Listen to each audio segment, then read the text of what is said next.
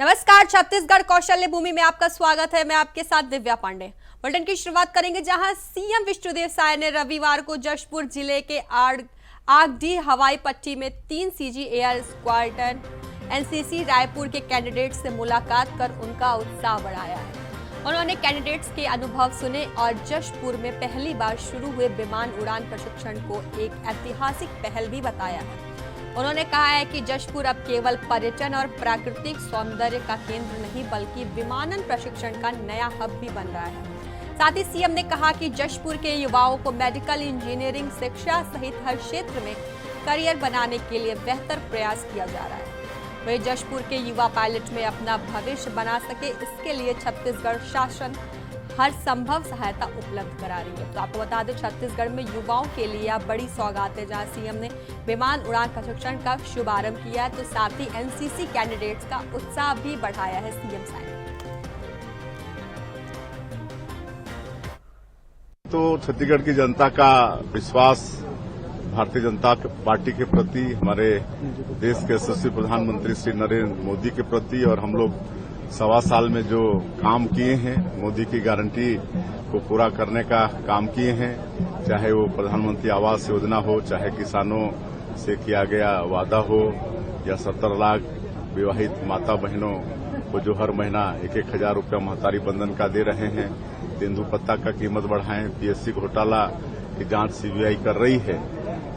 तो इस तरह से जो नक्सलवाद के साथ जो मजबूती के साथ लड़ रहे हैं, तो जनता का विश्वास भारतीय जनता पार्टी के प्रति, हमारी सरकार के प्रति, सरकार के कामों के प्रति बढ़ा है।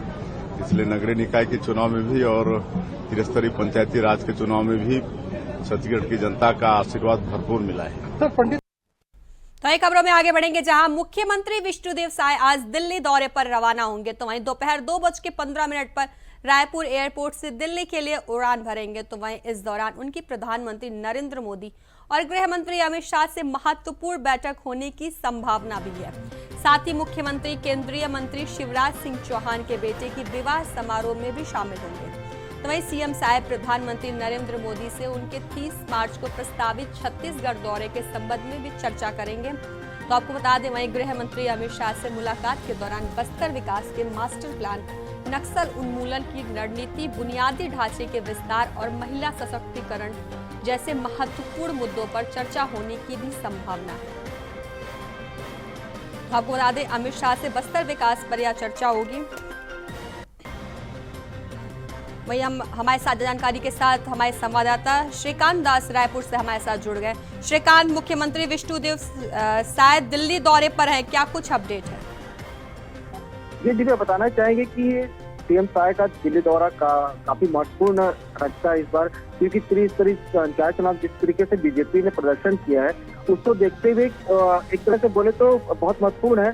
साथ में प्रधानमंत्री के साथ मुलाकात होगी उनकी, और गृह मंत्री के साथ भी उनकी एक बैठक है, जिसमें प्रधानमंत्री के साथ में बैठक रहेगी, क्योंकि उनकी 30 तारीख के जो इस महीने आने वाले हैं प्रधानमंत्री जो छत्तीसगढ़ का प्रस्तावित दौरा है, उसको लेकर के चर्चाएं होगी। साथ में जो गृह मंत्री हैं, केंद्रीय गृह मंत्री अमित शाह, उनके साथ में विशेष रूप से चर्चा होगी कि उसमें नक्सल उन्मूलन जो भी 1 साल बचा हुआ सन 2026 में, जैसे कि सभी को मालूम है कि गृह मंत्री ने कहा था कि 26 तक हम नक्सल खत्म कर देंगे, उसको लेकर के, प्लस साथ में जो नक्सल प्रभावित क्षेत्र है वहाँ के लोग हैं और जो नक्सल छोड़ करके आत्मसमर्पण किए उनके पुनर्वास को लेकर के, महिला सशक्तिकरण को लेकर के बहुत सारे ऐसे मुद्दे हैं जिनको लेकर के मुख्यमंत्री यहाँ से जा रहे हैं, और बैठक में काफी चीजों की चर्चाएं भी होगी।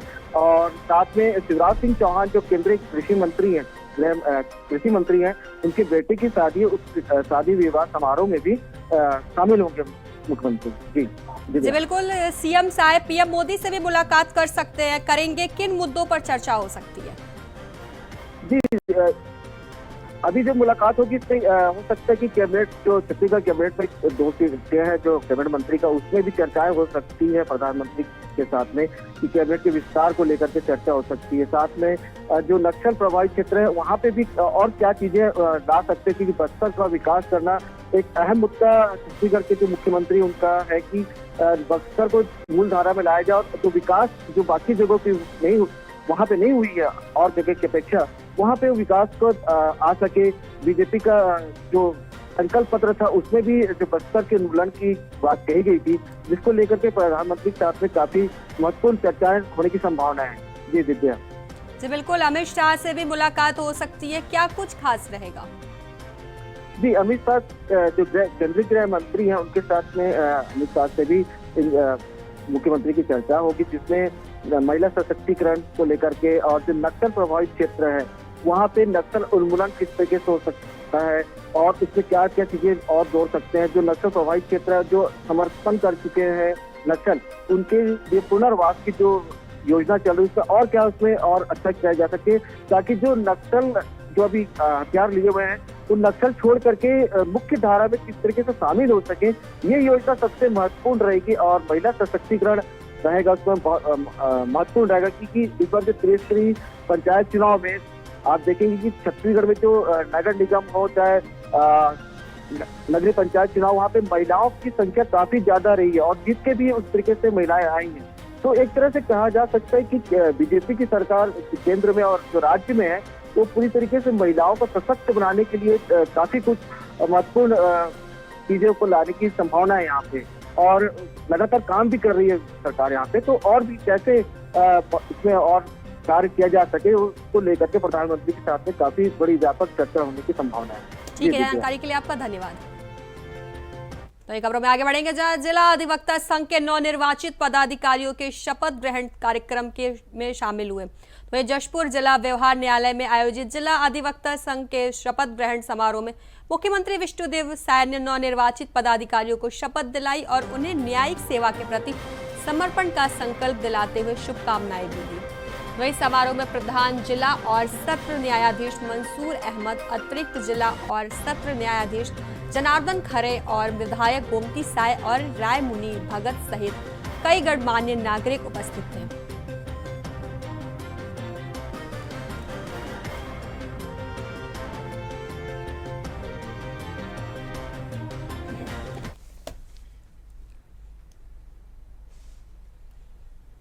आपको बता दें, शोषित पीड़ितों को न्याय दिलाने का यह बड़ा ऐलान किया गया है, जहां सीएम साय ने ई लाइब्रेरी के लिए 1 करोड़ रुपए भी दिए हैं। तो ये खबरों में आगे बढ़ेंगे जहां बलौदा बाजार में होली पर कोई बड़ी घटना सामने नहीं आई। आपको बता दें, हालांकि मारपीट बलवा जैसे 44 मामले भी दर्ज किए गए, जहां एक्सीडेंट के 2 मामलों में 4 लोगों की मौत हो गई है। तो वही पुलिस ने त्योहार के पहले कुछ दिन से ही सख्त निगरानी शुरू कर दी थी, जहां शहर के आसपास के इलाकों में बदमाशों और संदिग्ध की चेकिंग की गई। तो वहीं होली के दिन पुलिस ने फ्लैग मार्च भी निकाला, उसके बाद भी खुलेआम शराब बिकती रही, जिसमें मारपीट और लूट की घटनाएं भी शामिल है। तो वहीं होली के दिन 2 सड़क दुर्घटनाओं में 4 लोगों की मौत हो गई। तो वहीं शराब कोचियों की गतिविधियों में प्रशासन की मेहनत पर पानी फेर दिया। जहाँ आपको बता दें, होली के ही दिन शराब दुकान बंद के आदेश के बाद युद्ध भी कोचिए खुलेआम सड़कों पर अवैध शराब बेचते रहे। तो वहीं शराब की कीमत 40 से 50 अधिक थी। तो वहीं शराब पीकर गाड़ी चलाने की 2 दुर्घटना हुई है, जिसमें 4 लोगों की मौत हो गई है।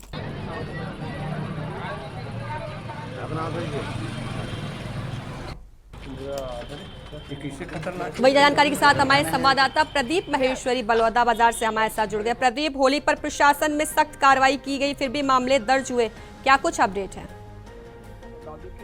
जिला पुलिस प्रशासन के द्वारा होली का त्योहार छत्तीसगढ़ में बहुत ही रद्दी त्योहार माना जाता है, यहाँ पर बड़ी मात्रा में शराब पीती जाती है और शराब के नशे में लोग गाड़ी चलाते हैं। तो लगातार कितनी मेहनत करने के बाद भी आबकारी विभाग के द्वारा यहाँ पर खुलेआम देसी शराब भट्टी अंग्रेजी बंद होने के बाद भी शराब खुलेआम बिकी। इसके कारण यहाँ पर 2 एक्सीडेंट हुए, जिसमें 4 लोगों की मौत हो गई। और लगातार इस तरह से बड़े मेहनत पुलिस प्रशासन की मेहनत पूरा पानी फेर दिया। दुर्घटना होने का 4 लोग की मौत होना और 44 के अपराध कायम हुए। तो लगातार लगता है कि यहाँ पर जो तालमेल का अभाव आबकारी विभाग और पुलिस विभाग जैसे कारण 44 अपराध कायम हुए और 4 लोगों की 2 दुर्घटनाओं में मौत हो गई। जी बिल्कुल, कुछ लूट की घटना भी सामने आई है, क्या कुछ कार्रवाई हुई है? लगातार यहाँ पर जो जिस दिन सरकार के द्वारा शराब पट्टी बंद की गई थी होली के दिन, इसके बाद भी यहाँ पर खुलेआम अवैध रूप से शराब बिक्री होती रही, जिसके कारण यहाँ पर इस तरह का 44 प्रकरण दर्ज किए गए पुलिस के द्वारा। तो निश्चित है कि इस प्रकार का तालमेल का भाव होने के कारण खुलेआम बिक्री होना, अवैध रूप से और शराब के नशे में लोग तो मारपीट करने के 44 बलौदाबाजार जिले में 44 अपराध यदि कायम होते हैं तो समझ में आता है कि इस प्रकार का जो लुत्फ जो आबकारी विभाग का जो कार्यशैली थी वो निश्चित थी कि आम लोगों को नुकसानदायक थी। जी बिल्कुल, पुलिस की इतनी कड़ी निगरानी होने के बाद भी अवैध शराब बेचने वाले इतना ज्यादा कैसे पनप रहे हैं? ये आपको बता दूं कि शराब भट्टी से ही बिकती सरकारी शराब दुकान से बड़ी मात्रा में ये तस्कर जितने भी हैं उनके सब सेटिंग रहते हैं और जिसके कारण जो तालमेल खुला रूप से इन लोगों का संरक्षण रहता है आबकारी विभाग का, जिसके कारण इस तरह की जो शराब पत्थर शराब देख के तस्करों को देना और उसके बाद जिस दिन शराब पट्टी बंद है उस दिन शराब को 50 रुपए 40 रुपए में महंगे बेचना, तो निश्चित आबकारी विभाग की कार्यशैली इसमें संदेह के दायरे में आती है। जी बिल्कुल, 44 मामले दर्ज किए गए अभी तक, और क्या कुछ कार्रवाई हुई है इन पर? देखो, पुलिस जो यहाँ पर पुलिस एसपी हैं विजय अग्रवाल बहुत ही स्ट्रिक्ट है और उनके द्वारा लगातार 139 पॉइंट बनाए गए थे और एक हिस्सों में जाबाज कमांडो लगाए गए थे। लेकिन उसके बाद भी इस तरह का खुलेआम जो शराब बिकती है, शराब बिकने के नशे की हालत में भी जो एक्सीडेंट हुआ है, जो जिसमें कि 2 परिवार का चिराग उड़ गया है, तो इस प्रकार का जो आबकारी विभाग का जो कार्यशैली है और इस तरह जितनी मेहनत होने के बाद उन्होंने पूरा पानी फेंक दिया पुलिस विभाग से। बिल्कुल, दुर्घटना में 4 लोगों की मौत भी हुई है। ऐसे में मृतकों के परिजनों की तरफ से क्या कुछ कहा गया है? शराब के नशे में जो कार चालक जो एक बाइक वाले को मारा था जिसमें 3 लोग की मौत हुई और एक और जो कार चालक के नशे की हालत में उसे मारा था उसकी मौत हुई। 4 लोग की जो मौत हुई 2 परिवार का जो मेन जो कमाने वाले जो पुरुष थे उनकी जो मौत होने के बाद यहाँ बहुत रोष है और लगातार रोष होने के कारण यहाँ पर प्रशासन को बहुत खरी छोटी वहाँ के गाँव के लोगों ने सुनाया है। लेकिन उसके बाद जिसका नुकसान होता है जनहानि होता है उसके लिए परिवार के हमेशा के लिए एक उनका मुख्य जो कमाने वाला व्यक्ति हो जाता है। तो निश्चित है कि ऐसे कार्य में प्रशासन को कड़ी से कड़ी कार्रवाई करना चाहिए। ठीक है प्रदीप, आप हमारे साथ बने रहिए। तो खबरों में आगे बढ़ेंगे, जहां बलौदाबाजार जिले में अवैध शराब तस्करी में उपयोग किए गए वाहन को आबकारी एक्ट के तहत जब्त किए गए हैं। तो इन सभी वाहनों के राजसात की प्रक्रिया खत्म होने के बाद इन सभी वाहनों की खुली नीलामी जिला पुलिस लाइन में की जाएगी। तो वहीं 129 बाइक व 2 4 पहिया वाहन है, इनकी कीमत लगभग 1 करोड़ से अधिक है। तुम्हें आपको बता दें पुलिस विभाग के द्वारा इसे खुली नीलामी की जाएगी। वहीं लगभग सरकार को 1 करोड़ रुपए खजाने में आने की यह उम्मीद है। तो यह सभी वहां शराब तस्करी में उपयोग किए गए थे। तो आपको बता दें छत्तीसगढ़ आबकारी एक्ट की धारा 34 में इन सभी वाहनों को राजसात किया गया था। तो इन न्यायालय से अनुमति प्राप्त होने के बाद बिक्री भी की जा रही है। आपको बता दें 1 करोड़ रुपए का यह जब्त होगा सामान। तो अवैध शराब पर आबकारी विभाग की यह बड़ी कार्रवाई है। वही ज्यादा जानकारी के साथ हमारे संवाददाता प्रदीप महेश्वरी लगातार हमारे साथ बने हुए हैं। प्रदीप, आबकारी विभाग ने बड़ी कार्रवाई की है, कई वाहनों को जब्त किया है, क्या जानकारी है? विभाग के द्वारा लगातार अवैध शराब की जो तस्करी होती है जिसमें प्रयुक्त किए जाते हैं जो वाहन और जो तस्कर जो पकड़ाते हैं तो उनकी जो गिरफ्तारी होने के बाद उनके वाहन को जो छत्तीसगढ़ आबकारी एक्ट की नियम धारा 34(2) के तहत उनके वाहन को राजसात किया जाता है। राजसात करने के बाद जो शराब को जब्त की जाती है और उसी को जेल में डाला जाता है। तो उसी प्रकार के यहाँ पर लगभग कई प्रकरणों में 129 दोपहिया वाहन जो तस्कर जो गाँव में जो शराब जो बेचते थे उनकी वाहनों को राजसात किया गया और इसमें कई जो बड़े जो तस्कर जिनके वाहन जो 50-50 पेटी जो वाहन लेकर वाहनों से जो 4 वाहनों का प्रयोग जो गाड़ी है 2 गाड़ी को राजसात किया गया। इस प्रकार 131 गाड़ी को राजसात की प्रक्रिया पुलिस वाहन पर जिसे न्यायालय से अनुमति प्राप्त की गई है।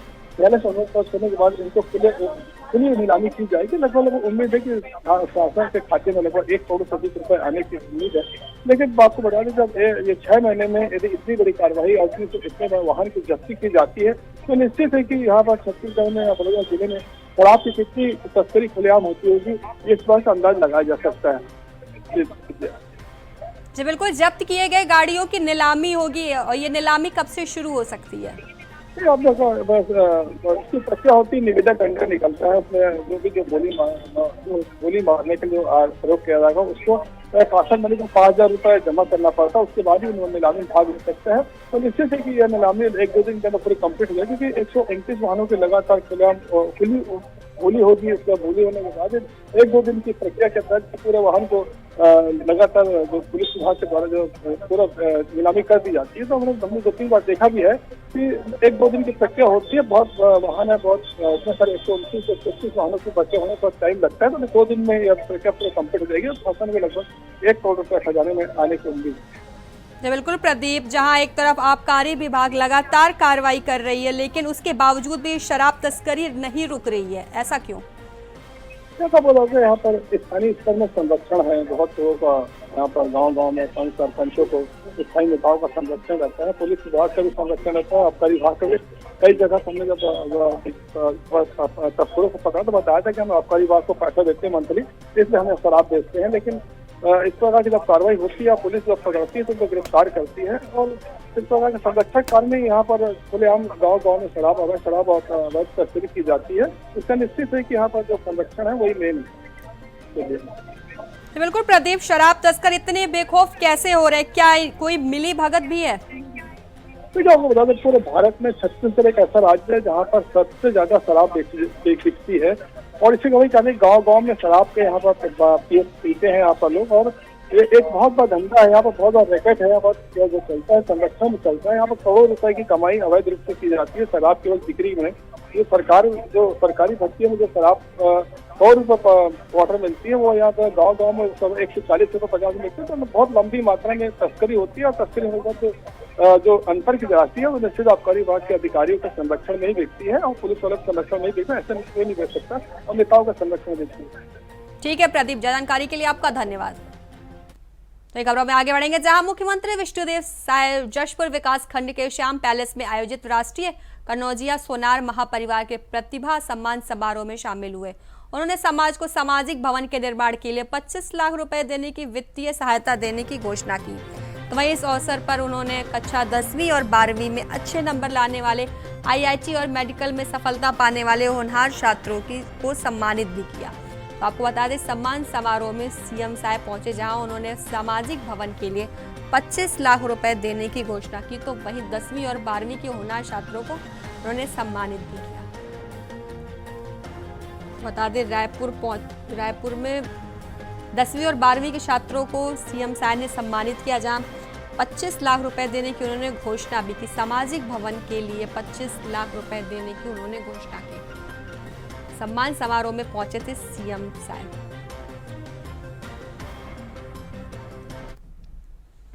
तो आगे बढ़ेंगे, जहां बलौदा बाजार के नवनिर्वाचित अध्यक्ष, उपाध्यक्ष और सदस्यों को शपथ ग्रहण समारोह जनपद पंचायत कार्यालय परिसर में संपन्न हुआ। तो वहीं इस कार्यक्रम में मुख्य अतिथि राजस्व मंत्री टंकराम वर्मा शामिल हुए। तो वहीं इस कार्यक्रम का आगाज राजस्व मंत्री टंकराम वर्मा सहित अतिथियों ने दीप प्रज्वलित कर किया। तो वहीं पीठासीन अधिकारी जनपद CEO फकीर चरण पटेल ने नवनिर्वाचित अध्यक्ष सुलोचना यादव, उपाध्यक्ष सुमन योगेश वर्मा और सदस्यों को पद की गोपनीयता की शपथ दिलाई। आपको बता दें, शपथ ग्रहण समारोह संपन्न हुआ, जहां नवनिर्वाचित अध्यक्ष उपाध्यक्ष ने शपथ ली। तो वहीं राजस्व मंत्री टंकराम वर्मा इसमें शामिल हुए।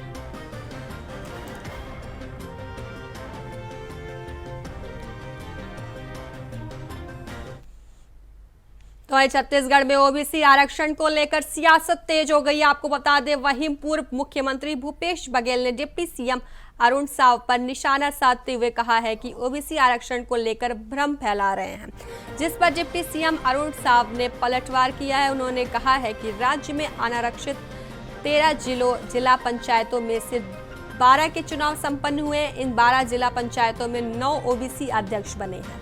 इसके साथ ही 12 जिला पंचायतों में 8 उपाध्यक्ष भी OBC वर्ग से हैं।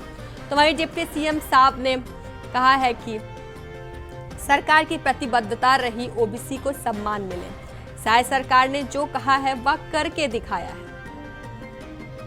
पर भी देखिए, मैंने स्पष्ट रूप से कल आंकड़े बताया है कि अनारक्षित 13 जिला पंचायत अध्यक्षों में से 12 के चुनाव हुए हैं। 12 में से 9 अन्य पिछड़ा वर्ग से जिला पंचायत के अध्यक्ष बने हैं, और इन 12 में से 8 स्थानों पर उपाध्यक्ष भी अन्य पिछड़ा वर्ग से बने हैं। और ये हमारी प्रतिबद्धता थी, अन्य पिछड़ा वर्ग को पूरा सम्मान मिले, ये हमारी प्रतिबद्धता थी, और वो हमने करके दिखाया है। आपने जो भ्रम फैलाया कि तरस जाएंगे एक जिला पंचायत अध्यक्ष बनने के लिए अन्य पिछड़ा वर्ग के, तो आपने झूठ बोला था, ये साबित हो गया। राहुल गांधी बड़ा संविधान की कॉपी लेकर पूरे देश भर में घूम रहे थे, और जब हमारे देश के संविधान धर्म के आधार पर भेदभाव से स्पष्ट रूप से मना किया है, तो एक तरफ संविधान को लेकर हाथ में चलते हैं, दूसरे तरफ संविधान के भावना के विपरीत, डॉक्टर बाबा साहब भीमराव अंबेडकर के भावनाओं के विपरीत, देश के जनमानस के विपरीत देश को तोड़ने वाला विभाजनकारी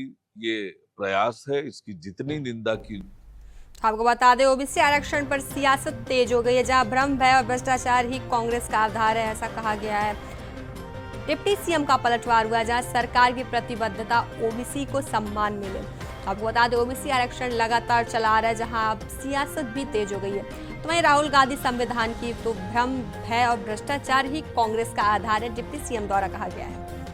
तो आपको बता दें, सरकार की प्रतिबद्धता ओबीसी को सम्मान मिले। तो वहीं पूर्व सीएम के बयान पर डिप्टी सीएम का पलटवार है, जहां उन्होंने बोला है कि राहुल गांधी संविधान की कॉपी लेकर घूम रहे हैं।